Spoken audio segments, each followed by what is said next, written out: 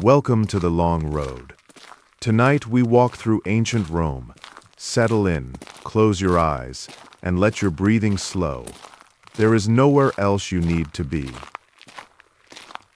It is the year 126, in the reign of the Emperor Hadrian. You live on the Janiculum Hill, on the far side of the Tiber, in a modest apartment above the rooftops of Trastevere.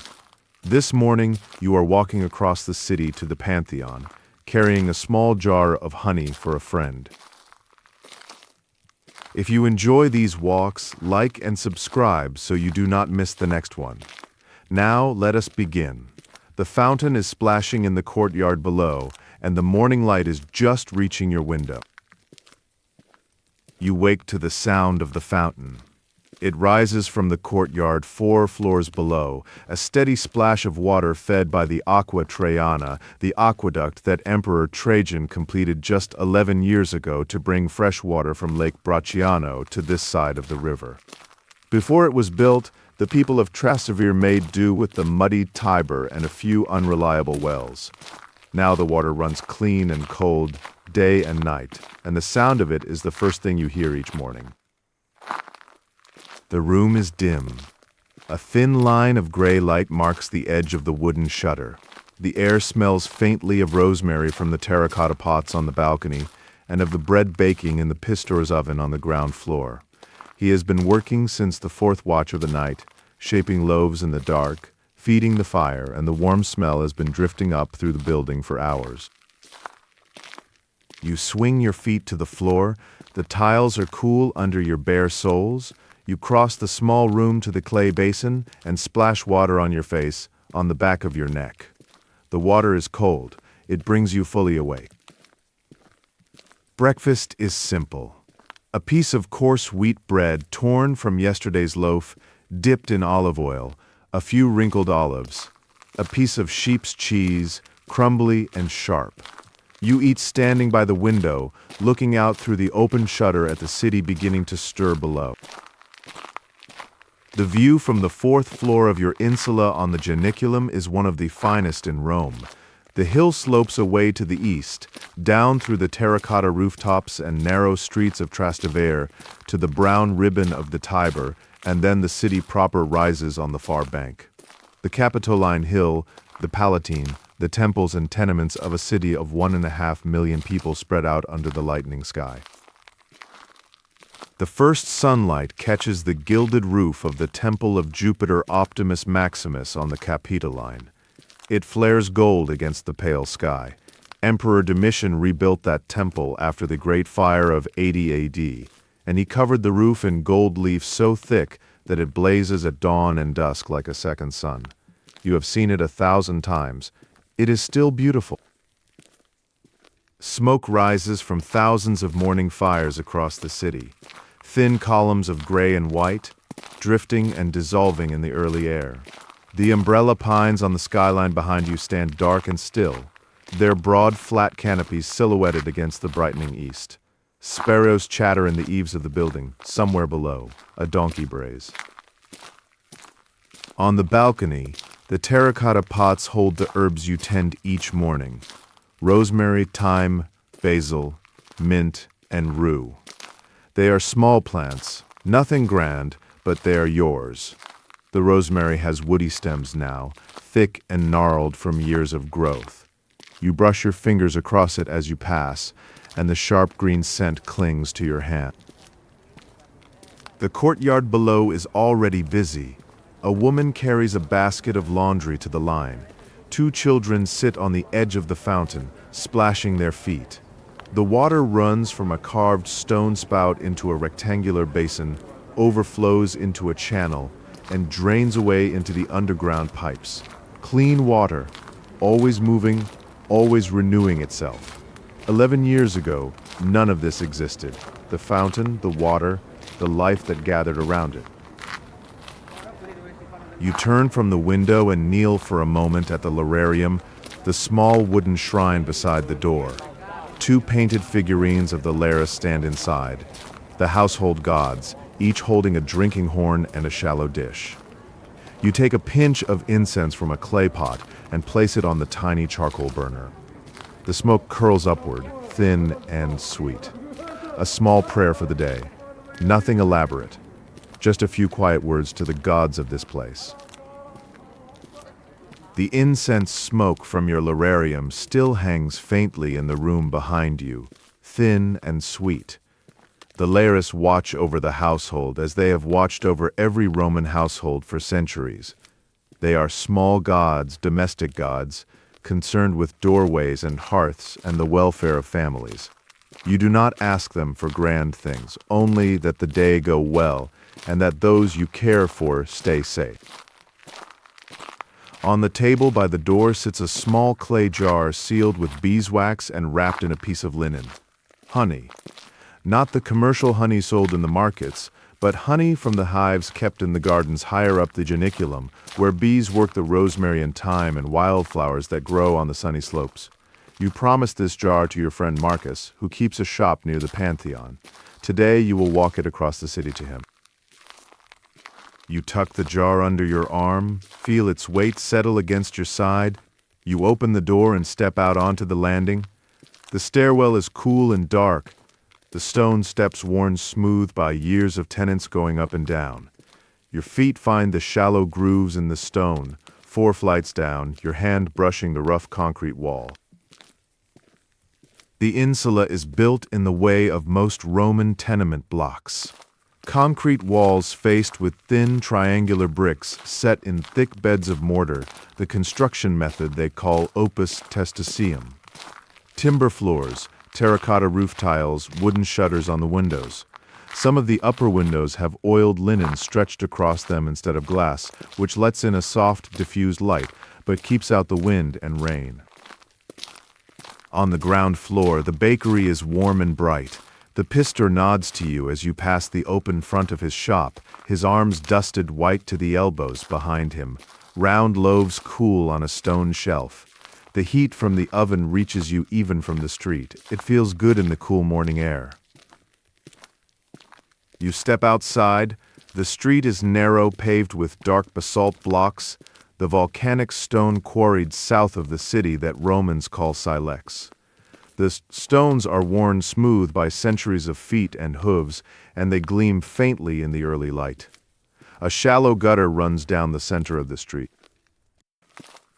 The descent from the Janiculum is gentle but steady. You have dropped perhaps 20 meters since leaving your door. The honey jar settles against your ribs with each step, a small rhythmic pressure. Your sandals find the worn grooves in the paving, the paths of least resistance carved by 1,000 mornings exactly like this one. Cypress trees stand in a sacred grove on the hillside to your right, dark and vertical against the brightening sky. They are the trees of sanctuaries and cemeteries. They're shaped like a slow green flame that never flickers. They have stood here longer than the buildings around them. A taberna is opening for the day on your left. The shopkeeper lifts the heavy wooden boards that close off the wide arched opening of his shop and stacks them against the wall. Inside you can see his stone counter, his shelves of goods, the narrow wooden staircase that leads up to the mezzanine loft where he sleeps. His entire world contained in a space no larger than your 2 small rooms upstairs. The Janiculum takes its name from Janus, the two-faced god of beginnings and doorways, of arrivals and departures. It is not one of Rome's 7 canonical hills. It stands across the Tiber from the old city, and for a long time it was considered outside Rome proper. The lower slopes where you live have filled with modest insulae and workshops over the past generation. Higher up, the hill is still green with villas and gardens, olive groves and beehives, quieter than the dense streets below. The morning air is cool. It is early autumn, and the worst heat of summer has broken, though the afternoons still carry warmth. The light has a quality you notice only at this time of year, a clarity, a softness at the edges, as if the sky itself has exhaled. You begin to walk downhill, toward the river. The honey jar is snug under your arm, wrapped in its linen cloth. The walk to the Pantheon is about 4 kilometers, an easy distance on a fine morning. There is no hurry. The city is waking around you, and you let it set the pace. The street descends in gentle steps and curves. Ivy clings to the older walls, thick green ropes on gray stone. A grapevine has been trained over a doorway, its leaves just beginning to turn at the edges. A fig tree grows from a crack in a courtyard wall, its branches reaching over into the lane. Figs in Rome grow anywhere they are given the smallest chance.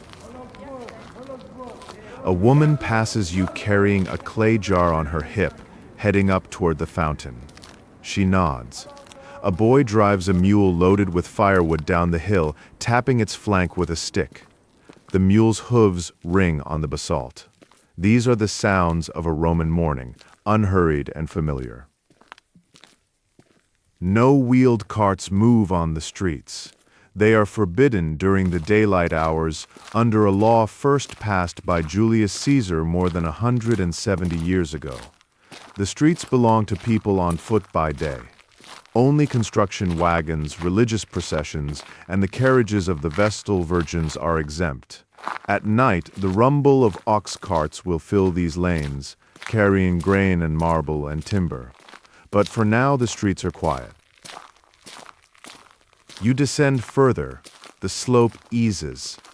The buildings grow closer together, the streets narrower. You are entering Trastevere proper, the district the Romans called Trastevere, the land across the Tiber. It is region 14 of the city, the only region on this bank of the river. The streets here have no grid, no plan. They wind and twist, following paths that were old before Rome had an emperor. The insulae crowd together 5 and 6 stories tall, their upper floors jutting out over the lanes, so that in places you can barely see the sky. Laundry hangs from wooden poles overhead. The air between the buildings is cool and damp, slow to warm even on a summer day. You have walked about half a kilometer from your door. The smell of leather reaches you first, sharp and acrid, drifting from the tanneries near the river. Tanning requires water and produces a terrible stench, so the tanners have always been pushed to the margins of the city, close to the Tiber where they can wash the hides and where the smell bothers fewer people. Or at least fewer people who matter. There is another smell beneath the leather. Garum, the fermented fish sauce that flavors nearly everything Romans eat. Somewhere nearby, a warehouse stores amphorae of it, shipped from the factories in Hispania. The smell is strong, briny, almost sweet when you're used to it. You are used to it. And beneath both, the smell of fresh bread. It is everywhere in Trastevere at this hour, rising from a dozen bakeries, warm and yeasty, the one smell that always wins. A coppersmith is already at work in his taberna, the ground floor workshop open to the street. He sits on a low stool, hammering a sheet of copper over a rounded form, shaping it into a bowl. The sound rings out in the narrow lane, a bright metallic tap-tap-tap that echoes off the walls. Above his shop, on the mezzanine loft where he sleeps, a piece of cloth hangs as a curtain. His whole life fits in this one space. Across the lane, a fuller works cloth in a stone basin, treading the fabric with his bare feet. The basins are filled with a mixture of water and urine collected from the clay pots set at street corners throughout the district. This is how wool is cleaned in Rome. The ammonia in the urine breaks down the oils in the cloth. It is unglamorous work, essential and endless. The fuller does not look up as you pass. Trastevere is the immigrant quarter of Rome.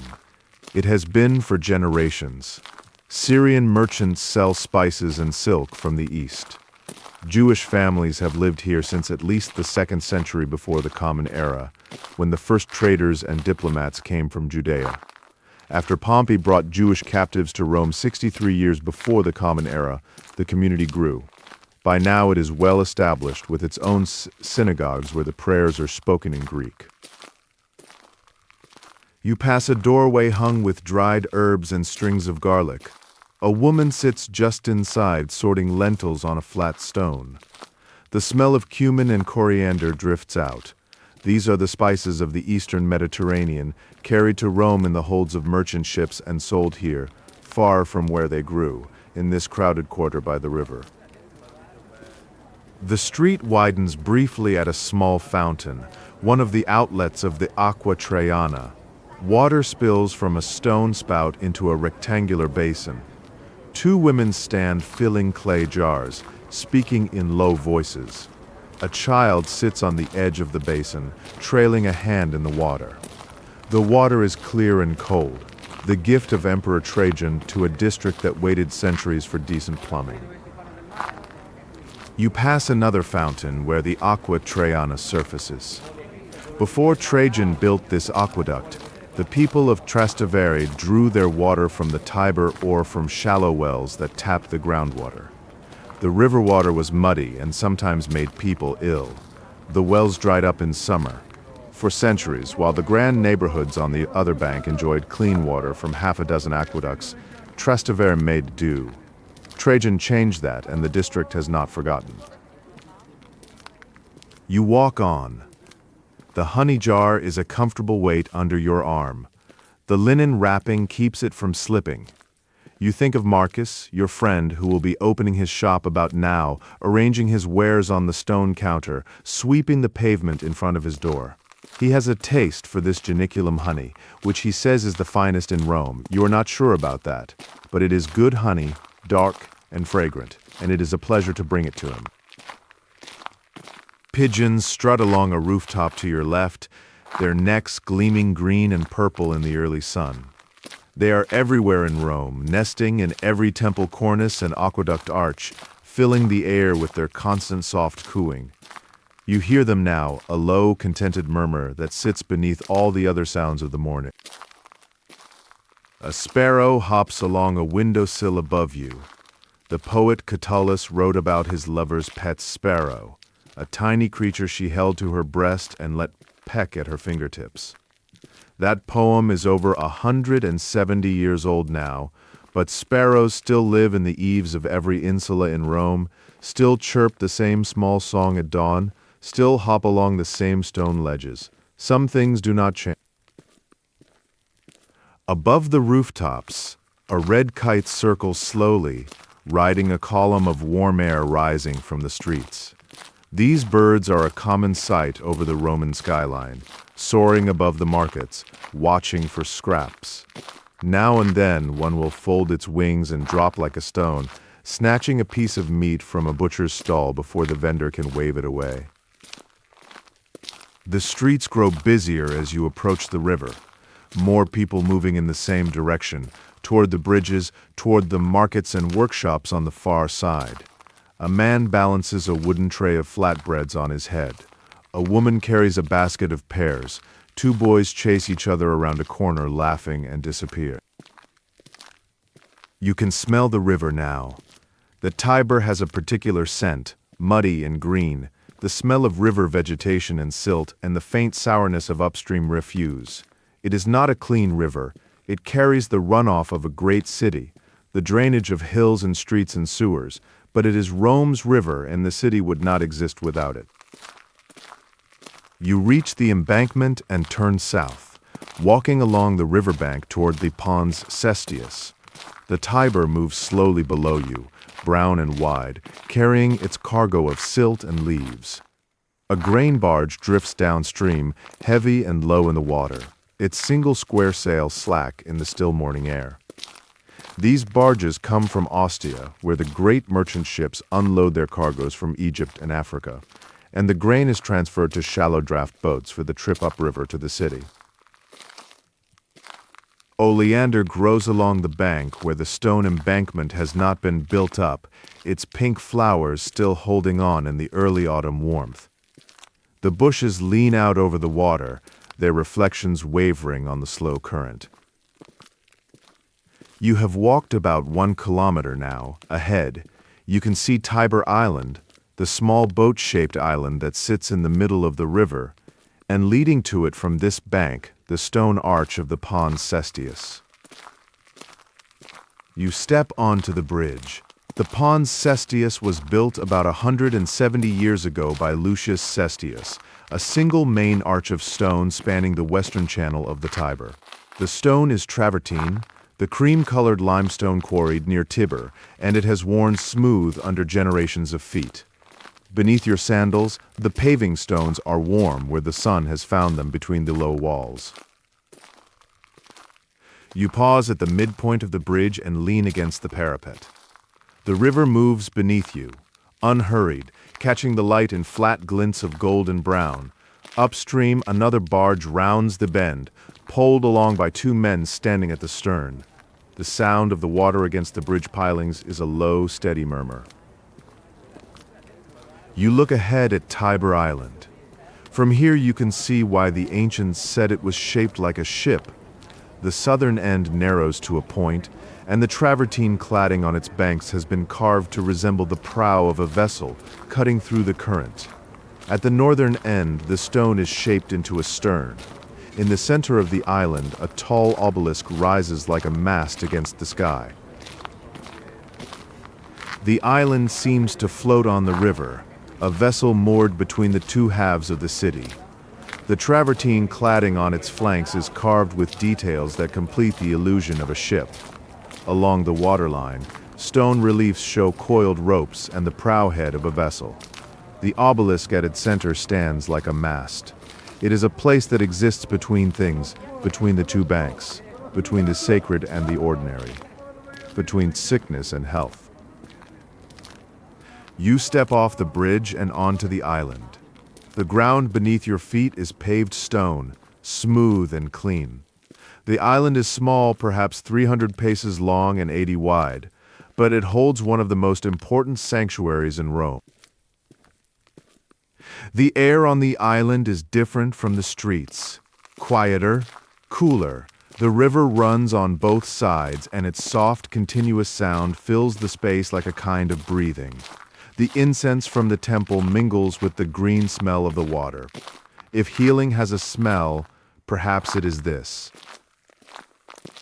The temple of Aesculapius stands at the island's heart. It was founded over 400 years ago, in 291 before the Common Era, after a terrible plague swept through the city. The Romans sent envoys to Epidaurus in Greece, the ancient seat of the healing god, to beg for help. They returned with a sacred serpent, a living representative of Aesculapius himself, aboard their ship. As the ship sailed up the Tiber, the serpent slithered from the deck and swam to this island. The priests took it as a sign. The god himself had chosen the spot for his temple. They built it here, on this small island in the middle of the river, and the plague receded. Whether the god intervened or the disease simply ran its course, the Romans did not question. The temple has stood ever since. The sick still come here. They sleep in the porticos that line the temple precinct, lying on pallets of straw, waiting for the god to visit them in their dreams. This practice is called incubatio, ritual sleep, and it is one of the oldest forms of healing in the ancient world. You lie down in the sacred space, you close your eyes, and the god comes to you in the night and tells you what will cure you. Sometimes it works, sometimes it does not, but the hope of it brings people here from all across Rome. You notice a man sleeping on a straw pallet under the portico, his face peaceful, his hands folded on his chest. He has come here for the incubatio, the healing sleep. Tonight or the night after, the god may visit him in a dream and whisper the name of the herb, or the treatment that will ease his pain. He believes this. The 400 years of this temple's existence give his belief a weight that reason alone cannot match. Emperor Claudius, who ruled some 80 years ago, made a ruling about this island that is still talked about.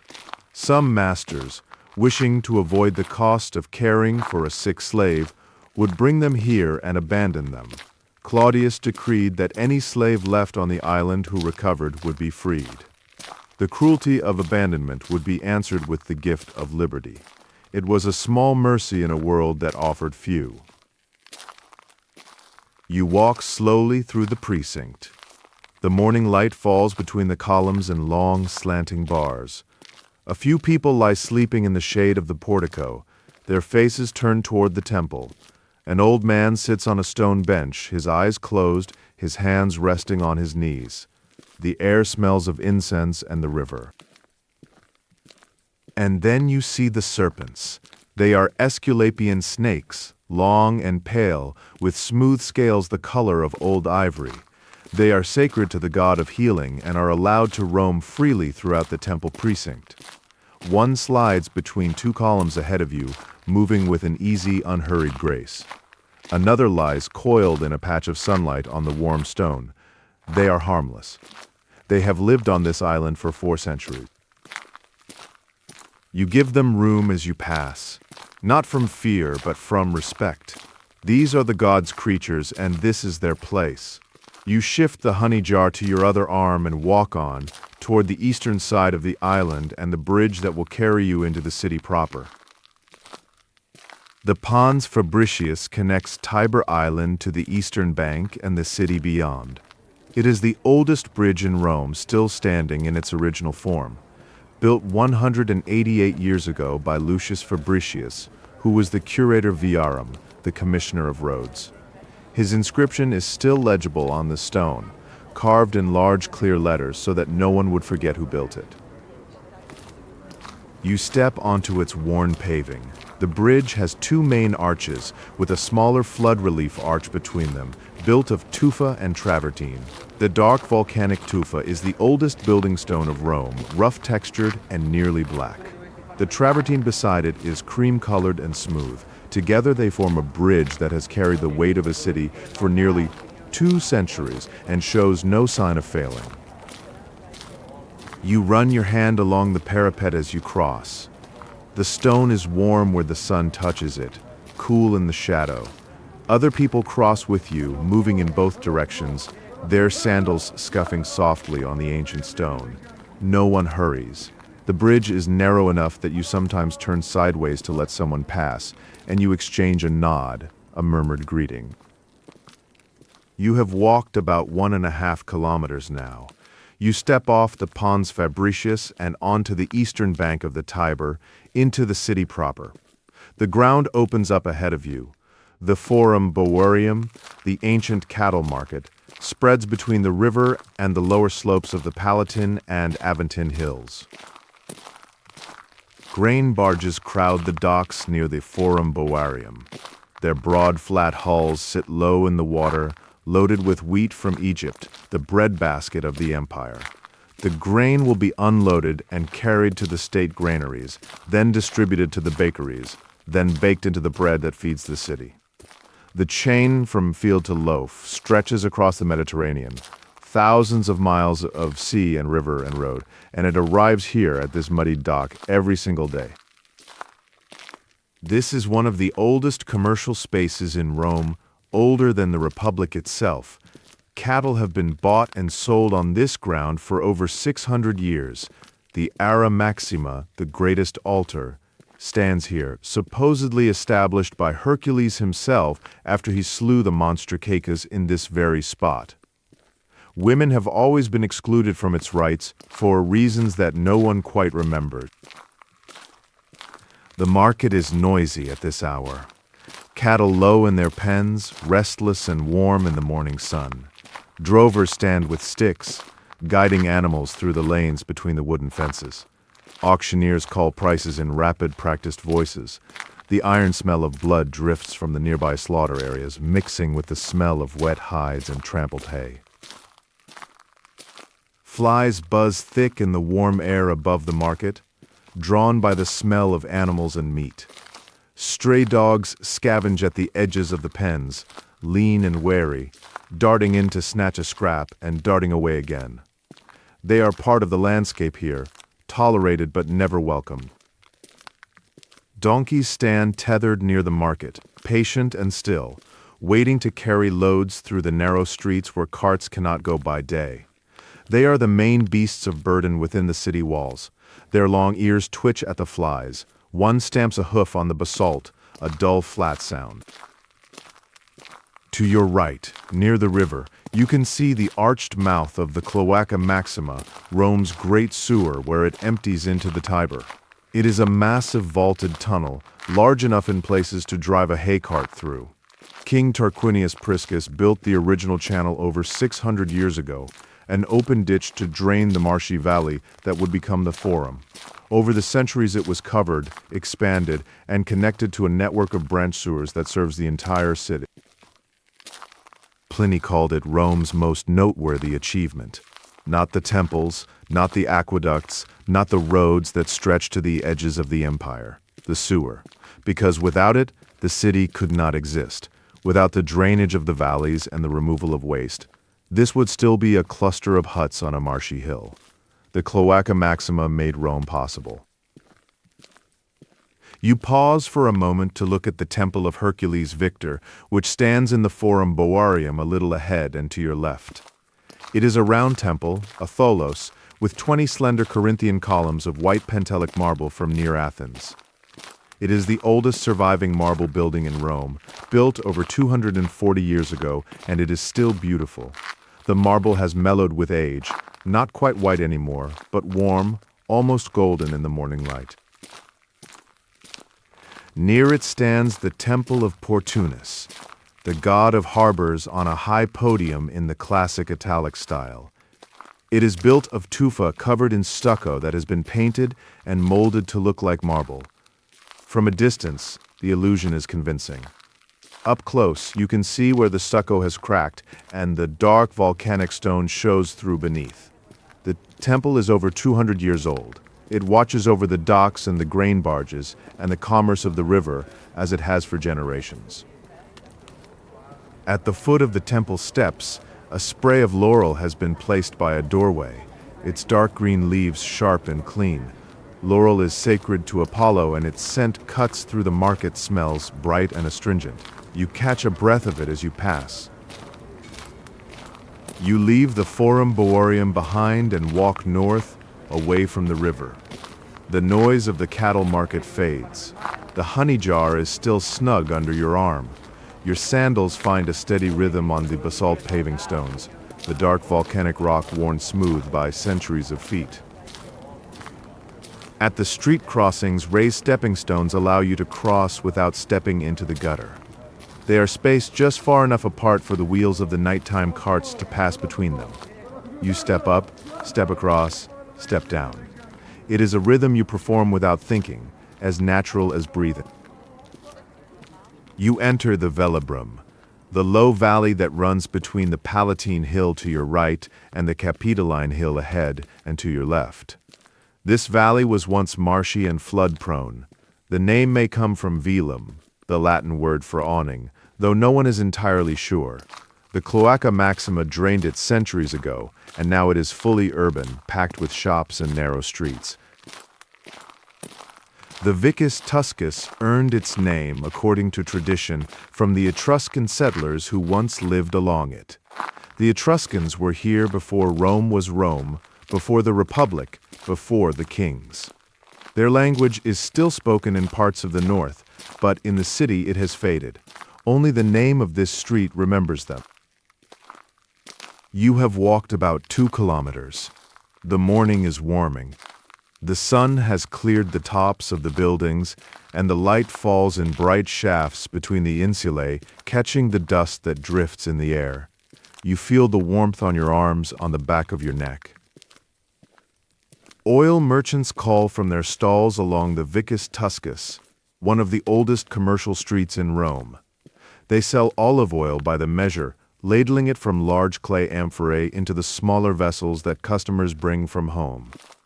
The smell of olive oil is everywhere here, rich and slightly peppery, pooling in the warm air between the buildings. Food sellers line the street beside them. Dried figs, dates, chickpeas, lentils in clay bowls. A woman slices cheese with a wire. A man arranges small cakes on a wooden board. The commerce of feeding a city of 1.5 million people begins here, in 1,000 small transactions repeated every morning. Above you to the right, The massive brick and concrete walls of the Domus Augustana rise from the Palatine Hill. This is the imperial palace, built by Emperor Domitian's architect Rabirius and completed about 34 years ago. Its walls are opus testicium, brick-faced concrete, the same building technique as your own insula, but on a scale that is almost incomprehensible. The palace complex covers the entire hilltop. Emperor Hadrian lives here when he is in Rome, though he is often traveling, inspecting the far reaches of the empire. The shadow of the palace falls across the Velabrum in the morning, a vast, cool darkness that will not lift until the sun is high. You walk through it now, feeling the temperature drop, feeling the chill of the shade on your skin after the warmth of the sunlit streets. It is like passing through an invisible wall. You look up at the walls and try to imagine the rooms behind them. Audience halls lined with colored marble, courtyards with fountains and reflecting pools, dining rooms where the emperor entertains senators and foreign ambassadors, gardens on the terraces overlooking the Circus Maximus. Somewhere up there, behind those massive walls, the most powerful man in the world eats his breakfast and reads his correspondence and decides the fate of provinces. But that is not your world. Your world is down here, in the valley, walking to deliver honey to a friend, and that is enough. You pass a small shrine set into a wall at the corner of two streets. A terracotta plaque shows the Lares dancing, one on each side, with a serpent coiling between them. A garland of dried flowers hangs above it, and a small clay lamp sits in a niche below, its flame barely visible in the daylight. These neighborhood shrines are everywhere in Rome, marking the boundaries of districts, protecting the crossroads. They are tended by the local people, who light the lamp each evening and replace the flowers when they wither. You pass through the Velabrum and the streets begin to widen slightly. Ahead, you can hear a different kind of noise. Not the shouts of oil merchants or the lowing of cattle, but something lighter, more scattered. The sound of a crowd moving through a large open space. You are approaching the theater of Marcellus. You have walked about 2.5 kilometers. The morning has settled into its full warmth now. The chill of dawn is a memory. Your body has found its walking rhythm, that easy, unhurried pace that can carry you across a city without tiring. The theater of Marcellus appears ahead of you, and even after all the times you have seen it, it is impressive. The great curved facade rises in 3 tiers of arches, each tier in a different architectural order. Doric columns frame the arches on the ground level, sturdy and plain, Ionic columns on the second level, with their scrolled capitals, Corinthian on the third, ornate and leafy. It is the largest theater in Rome, seating 15,000 people. Julius Caesar began the project. Augustus completed it in 13 before the Common Era and dedicated it to his nephew Marcellus, who had died young and was mourned by all of Rome. The poet Virgil wrote of Marcellus in the Aeneid, and the reading of those lines is said to have made Augustus weep. The theater stands as his memorial, solid and enduring long after the grief has passed. Its design became the model for the Colosseum, which stands across the city to the east, larger and more famous, but built on the same principles. The same rhythm of arches, the same progression of orders, the same genius for enclosing enormous space with elegance and strength. Swallows nest under the arches of the theater, building their mud nests in the sheltered curves of stone. You can see them darting in and out, quick and agile, catching insects on the wing. Their high, thin calls echo in the hollow spaces of the arches. You walk along the base of the theater, your hand brushing the travertine blocks of the lowest tier. The stone is warm. The blocks are massive, fitted together so precisely that you cannot slide a blade between them. Roman engineering does not boast. It simply endures. The streets between the theater of Marcellus and the porticus of Octavia are narrow and dense, packed with small shops and workshops. The buildings press together overhead, and the light comes down in narrow shafts between them. The smell of sawdust drifts from a carpenter's shop. The sound of someone singing, a low, tuneless hum, comes from an upper window. Life stacked on life in these vertical streets. Just beyond the theater, you come to the Porticus of Octavia, a grand double colonnade that encloses an entire complex of temples, a library, and one of the finest collections of Greek sculpture in Rome. Augustus built it for his sister Octavia on the site of an older portico from 146 before the Common Era. The columns are tall and closely spaced, creating a long shaded walkway that is cool even on the warmest days. Inside the porticos, an extraordinary art collection is displayed. Sculptures attributed to Phidias and Praxiteles and Lysippus, the greatest artists of the Greek world, stand in the cool shade. A famous statue of Cornelia, mother of the Gracchi, is among them. She was the first Roman woman honored with a public statue, and she stands here still in bronze among the marble gods and heroes. The library occupies part of the complex, with separate sections for Greek and Latin texts. Scrolls rest in wooden cabinets along the walls, and readers sit at stone tables in the quiet interior rooms. You have been here before, on afternoons when the city's heat drove you to seek shade and stillness. There is a particular peace in a room full of books. But today you are not here for books. You are here for the fish market, which operates in the porticos alongside the art and the sculpture and the library. This is Rome, where the sublime and the practical exist side by side without embarrassment. The fish market smells of brine and wet stone. Vendors stand behind stone slabs covered with the morning's catch, calling out prices for red mullet and sea bass. The fish are laid out in rows, their silver scales catching the light that filters through the columns. Ice brought from the mountains and stored in underground cellars keeps them fresh. A woman bargains with a vendor, pointing at a particular fish, shaking her head at the price, pointing at another. You walk through the market without stopping. The smell of fish gives way to the smell of stone and dust as you pass the last of the vendors and emerge from the northern end of the portico. The dense streets of this district thin out ahead of you. You are approaching the Campus Martius.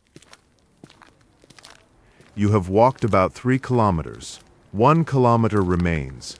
The honey jar rides easily under your arm, its weight familiar now, almost forgotten. The change is immediate. The narrow streets and crowded insulae fall away, and the Campus Martius opens before you like a held breath released. The streets are wider here, the buildings more monumental, the air more spacious. This is Rome's showpiece, the district of temples and theaters and public baths and porticoed gardens that emperors have been building and rebuilding for 150 years. The paving changes underfoot. Basalt gives way to marble. White marble slabs, wide and smooth, replace the dark volcanic cobbles. Your sandals make a different sound here, softer, more muted. The marble is cool even in the sun. A fountain plays in a small square, fed by the Aqua Virgo, the aqueduct that serves this part of the city. The water rises from a carved stone basin and falls back in a thin, glittering curtain. The sound of it is gentle and continuous, a soft splash that fills the space with coolness. Plane trees line the avenue ahead, their broad leaves casting a dappled shade. They are the fashionable shade tree of Rome, planted in every porticoed garden and public space in the Campus Martius. The Romans brought them from the eastern Mediterranean, and they thrived here. Their bark peels in patches, revealing smooth, pale wood beneath, and their leaves are wide enough to shade a man's face. Insects buzz in the warm air beneath the trees. Pigeons coo from every cornice and ledge. The light filtering through the plain leaves is green and gold, shifting gently as a faint breeze moves the branches. You walk in this dappled shade, and the city feels almost quiet, almost still. To your left, the baths of Agrippa stand behind a low wall and a garden. They are nearly 150 years old, the first great public baths in Rome, and they are still in use. The Aqua Virgo feeds them, as it has since Agrippa built both the aqueduct and the baths together. Even now in the morning, you can hear the faint echo of voices from inside, the splash of water, a distant lap. You pass a porticoed garden where a few people sit on stone benches in the shade, reading, talking quietly, doing nothing at all. An old man feeds crumbs to the pigeons, which crowd around his feet in a jostling, cooing mass. A young woman walks slowly along a gravel path between rows of trimmed box hedges, her hand trailing along the top of the hedge. The garden is one of many in this district. Public spaces where anyone can sit and rest and let the morning pass. You walk through a porticoed garden in the campus Martius and sit for a moment on a stone bench in the shade of a plane tree. The bench is smooth and warm. You set the honey jar beside you and rest your hands on your knees. The garden is quiet. Water runs somewhere nearby. A bee moves among the low box hedges, working the small white flowers. You watch it for a while, thinking of nothing. You pick up the honey jar and stand. The rest has done you good, though you were not tired. Sometimes a pause is its own reward. You rejoin the marble-paved avenue and walk on. Ahead, you can see the long facade of the Septa Julia, the luxury shopping arcade that was once the voting enclosure of the Roman Republic. Julius Caesar ordered it built as a place where citizens would gather to cast their ballots. Agrippa completed it, but the Republic gave way to the Empire, and the voting stopped, and the space found a new purpose. Now it is where Rome's wealthy come to spend their money. The poet Martial described the Septa Julia as the place where fortunes disappear. Jewelers, goldsmiths, silversmiths, dealers in antiques and art and exotic animals. You can buy a parrot here, or a monkey, or a leopard skin. You can buy a Greek bronze, or a cameo ring, or a set of silver cups that once belonged to a consul. You can spend in an afternoon what most Romans earn in a year. You walk past without going in. Your errand is simpler than that. Hadrian is an emperor who builds. It is perhaps the thing that defines him most, this restless urge to shape stone and space. He has built, or is building, across the entire empire. A wall in Britannia, a temple in Athens, a villa at Tiber that is more like a small city than a country house, and here in Rome, the Pantheon, the building that will outlast them all. He is an emperor who thinks in centuries, who builds not for himself but for the idea of Rome. To the north, though you cannot see it from here, stands the Stadium of Domitian, which seats 30,000 for athletic competitions. Its footprint will endure long after the stadium itself has crumbled, preserved in the shape of a public square that will be called the Piazza Navona. But that is nearly 2,000 years from now, and the stadium is new and whole and filled with cheering crowds on competition days. You walk on through the campus Martius. The avenue is broad and straight. Donkeys and mules carry goods along the edges of the street, led by men and boys. A litter passes, carried by 4 bearers, its curtains drawn. Whoever is inside does not wish to be seen, or simply prefers to watch the city through the thin fabric without being watched in return. Ravens perch on the ridge of a temple roof to your right. They are large, glossy black birds, considered prophetic by the augurs who read the will of the gods in the flight and behavior of birds. You watch one tilt its head, regarding you with a bright, intelligent eye. Then it spreads its wings and lifts off, its shadow crossing the marble pavement below. The air here smells of fountain water and warm stone and the faint green scent of the plane trees. It is cleaner than the air in Trastevere or the Velabrum. The wide streets allow the breeze to move freely, and the fountains cool the air, and the trees filter the dust. This is what Roman wealth looks like at its best. Not gold and marble, but clean water and shade and space to breathe. You turn a corner, and there it is. The Pantheon. You have seen it before. Everyone in Rome has seen it. But it has only been finished for about a year, and you are still not used to it. Every time you round this corner and the portico comes into view, you feel a small catch in your chest, an involuntary pause, as if the building demands a moment of stillness before you can approach. The forecourt of the Pantheon is a wide-open space, paved in marble, with the great portico filling the northern side. A fountain plays at its center. People gather here, coming and going, pausing to look up at the building, shading their eyes against the sun. Some are visitors from other parts of the city. Some are visitors from other parts of the empire, come to see the building that everyone in Rome is talking about. 8 columns of Egyptian granite stand across the front of the portico, each one 39 feet tall and weighing 60 tons. They were quarried in Egypt, at Mons Claudianus in the eastern desert, and at Aswan on the upper Nile, and shipped across the Mediterranean to Ostia, and up the Tiber to Rome. The logistics of moving a single one of these columns, let alone 8, are almost beyond comprehension. Each one is a single piece of stone, unbroken, gray and red, polished to a sheen that catches the morning light. The columns cast long morning shadows across the marble pavement of the forecourt. You walk between them, and each one is wide enough that you could not wrap your arms around it. The capitals at their tops are carved from white Pentelic marble, the fine-grained stone from Mount Pentelicus near Athens, Corinthian order, rows of acanthus leaves, deeply carved, catching the shadows. The columns are taller than the insula you woke in this morning. You think about that. The building where you sleep, 4 floors of rooms and stairs and lives, is shorter than a single column of the Pantheon's portico. The scale of the thing is not human.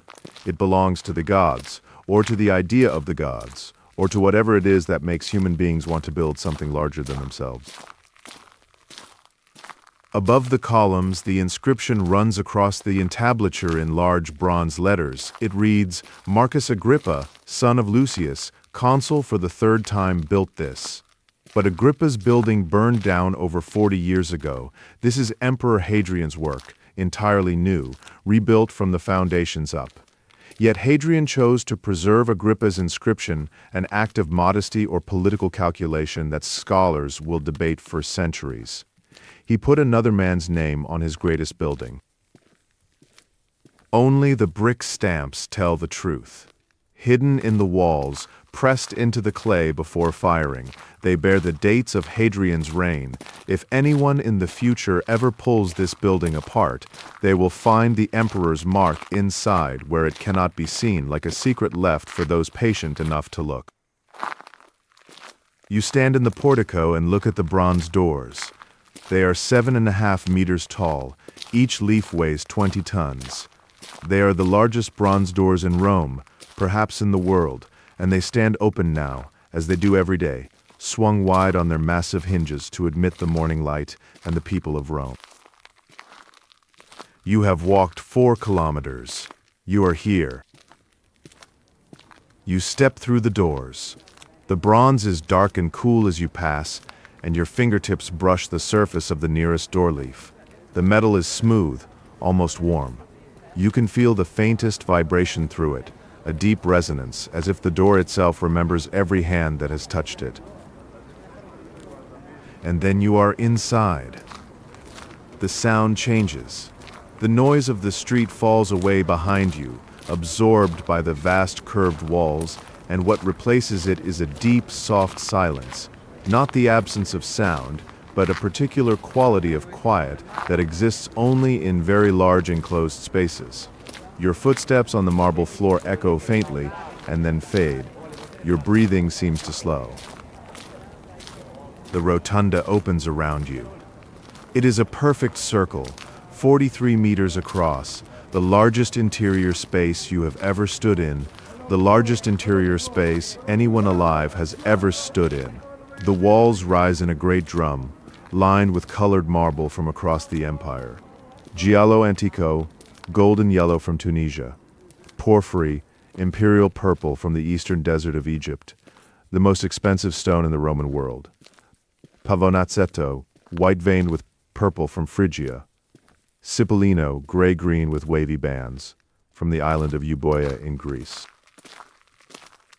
The floor of the rotunda is patterned in squares and circles of colored marble and granite, a geometric design that mirrors the coffers of the dome above. Where the dome has concave panels, the floor has convex circles. The pattern is like a reflection in still water, the dome looking down at the floor looking up at the dome, each completing the other.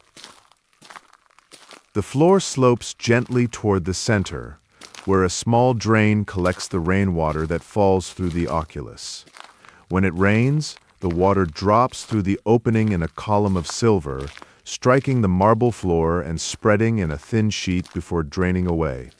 People come to watch the rain fall inside the Pantheon. It is one of the quiet wonders of Rome. 7 niches are set into the walls of the rotunda, each one framing a statue of a god. The statues stand in their recesses, larger than life, their marble surfaces catching the light that moves slowly through the space as the sun crosses the sky.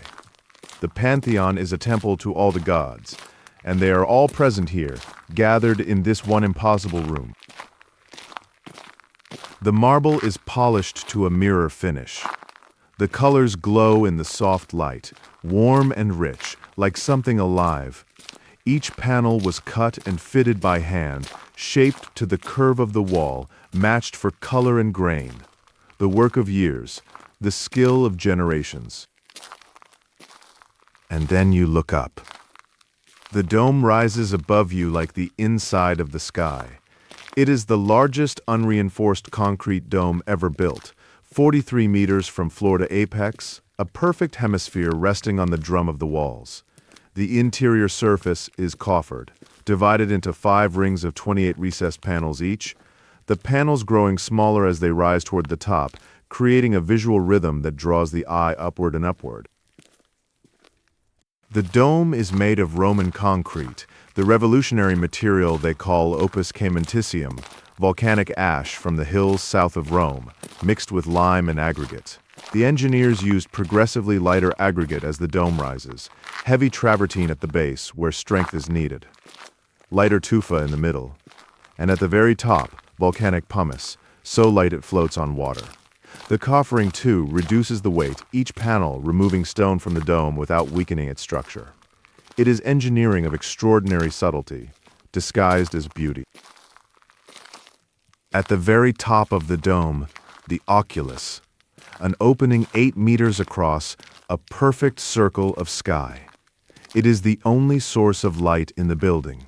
There is no glass, no covering. It is simply open to the air, to the rain, to the clouds, to the stars at night. A beam of sunlight falls through the oculus now, a great shaft of warm golden light that strikes the curved wall to your right and slides slowly across the polished marble as the sun moves. The beam is visible in the air, catching the fine dust that drifts in the still interior. Where it touches the marble, the stone blazes with color. Where it has not yet reached, the marble glows softly in reflected light, muted and warm. You stand in the center of the rotunda and look straight up through the oculus at the sky. The circle of blue is framed by the coffers of the dome, receding upward in perfect perspective. A small white cloud drifts across the opening and is gone. A pigeon circles once in the beam of light and flies out through the hole in the ceiling, up into the open air. You watch it go. You find yourself breathing more slowly. The air inside the Pantheon is still and cool, untouched by the warmth of the streets outside. It smells of stone and incense and something else, something harder to name.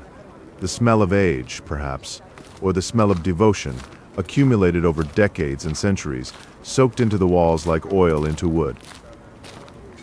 This dome will stand for over 1,900 years. It will remain the largest unreinforced concrete dome in the world for over 1,300 years until Brunelleschi builds his dome in Florence. But you do not know that. You only know that you're standing inside something that feels impossible, a space so vast and so serene that it seems less like a building and more like a piece of the sky brought down to earth.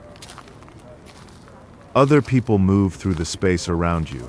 Some stand and look up as you do, held by the dome. Others walk slowly along the walls, examining the marble, the niches, the statues of the gods. A few sit on the floor, resting, letting the silence settle around them. No one speaks loudly. The building does not permit it. Something about the shape of the space, the height of the dome, the quality of the light, makes people lower their voices and slow their steps. You think of the men who built this, the architects who imagined a dome this size and then solved the problem of making it stand. The laborers who mixed the concrete and poured it in stages, layer by layer, waiting for each ring to set before adding the next. The marble workers who cut and polished the stone, matching the colors, fitting each piece to the curve of the wall. The engineers who quarried the granite columns in Egypt and shipped them across the sea. Thousands of hands, years of work, and this is what they made. A room full of light. You lower your eyes from the dome. The honey jar is still under your arm. Marcus's shop is nearby, just a few streets from here. You could stay longer, but you will come back. Everyone in Rome comes back to the Pantheon. You turn your face up to the oculus one last time. The circle of sky is bright and blue. The beam of light falls at an angle, a solid column of gold in the dim interior. Dust motes drift through it, turning slowly, caught in the light like something suspended in amber. You watch them. You breathe. You let the stillness hold you. You walk slowly toward the doors, your sandals quiet on the marble floor. The beam of sunlight has moved since you entered, tracing its slow arc across the wall. You pass through the great bronze doors and back out into the portico, where the columns frame the sky in tall gray rectangles of light. The noise of the city returns gently, like waking from a dream. The splash of the fountain in the forecourt, the murmur of voices, the distant call of a vendor, pigeons on the rooftops, the warm air on your skin. You step down from the portico and cross the forecourt. Marcus's shop is a short walk from here, down a side street, past a fountain, around a corner. He will be there, arranging his wares on the stone counter, sweeping the pavement, waiting for the day's first customers. He will see the jar and smile. You will sit together for a while, in the shade of his awning, and talk about nothing in particular. The honey will be tasted and praised. The morning will pass. But that is still a few minutes away. For now, you are walking through the Campus Martius on a fine autumn morning, with the Pantheon behind you and the sound of fountains in the air, and the great city of Rome spread around you in every direction, alive and enormous and old and new, all at once. The plane trees cast their shade across the marble pavement. The light moves through the leaves. The air is warm and still and kind. Your sandals are quiet on the stone. The honey jar is light under your arm. You walk on through the gentle noise of the morning, through the light and shade, through the city that has stood here for 879 years and will stand for many more. The walk is nearly done. The day has only begun. And the light falls through the oculus, as it always does, a perfect circle of sky in the center of the dome, marking the hours, marking the seasons, marking the slow turning of the world. It falls on the marble floor and warms the stone, and the stone holds the warmth, and the warmth lingers long after the light has moved on. Then you turn and walk toward the light of the doorway, and step out into the morning, and go to find your friend. You step out through the bronze doors, and the sounds of the Campus Martius return around you. The honey has been delivered. The walk is done. The sun is climbing higher now, but there is no hurry. You have seen the light fall through the oculus and felt the warmth of the marble, and that is enough. Tonight, there is only sleep. This episode was produced by The Long Road. Sleep well, good night.